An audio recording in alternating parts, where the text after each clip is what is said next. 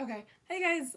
As a college freshman, it gets kind of hard because you really think about midterms and finals the first day of school, actually the first week of school, because then you start thinking, oh, you can prepare it in advance. You could just plan out the weeks and how you want to study for each individual class, because most students have 5 to 6 classes in a semester, which is kind of hard because in high school you had 5 to 6 classes in a whole entire school year. You didn't really have that much of a break.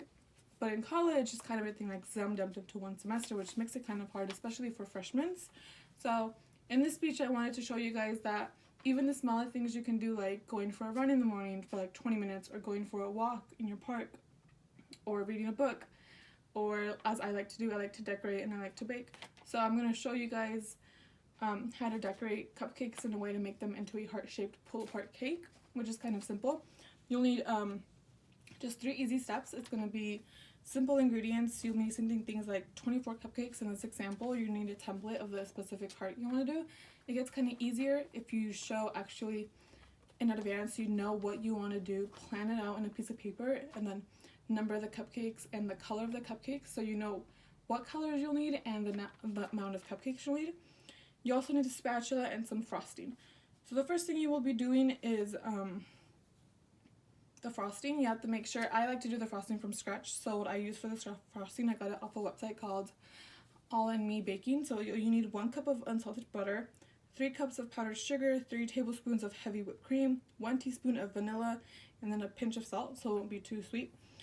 You mix it up. The frosting really takes only 20 minutes to make, but depending on the design you make, like we'll be making a heart, depending on the design, you'll need food coloring as well. So food coloring, the amount of drops you put into the frosting is how dark you want the color to be. So for this example, you'll at least need 3 drops for it to be a good rich red, not too bright, not too dark, so it can be like a good red for the heart. Once you have your frosting done, you have all the materials you'll need. The next thing you do is you'll just get a simple board or a simple like big plate to put the cupcakes on. I kind of drew a template of it, so it's like the heart-shaped cupcakes, and I numbered them as well, so in this one you'll need at least 25 cupcakes. I always do 3 batches of a dozen so I can have some extras just in case some come out a little better than others. So what you do on the board is kind of like a squared. For the heart, it'll be a good thing you use a squared. I sometimes use a circle because that's all we have in our house. So what you do is you get a small dab of frosting and you put it at the bottom of the cupcake and you put it on the board to make sure it's secure, so like if you would move the board, the cupcake wouldn't tilt over and fall. So once you do that to all 24 cupcakes, you make sure they're all aligned according to your template, because it helps if it's all aligned. And then once they're all stick, what you do is, some people use a spoon to scoop up their frosting, but I don't really like to do that because it gets uneven and you don't know how much is in each cupcake, which makes it kind of harder. So I use a ice cream scooper, which makes it kind of easier. So you would scoop up the frosting, just 1 scoop on each cupcake.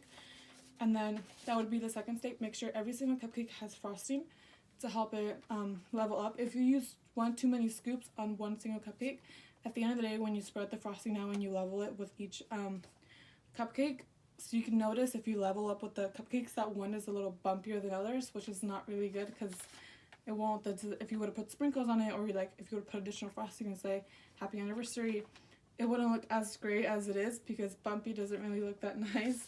So the third step would be execution, as I said. So once you have all the scoops into the cupcakes, you would get your spatula, which is one of the materials you need, and you would start smoothing out the frosting onto each cupcake. And you have to make sure they're each at the same height as others. You can't have one cupcake with minimal frosting with the other one with maximal frosting. It won't look as nice.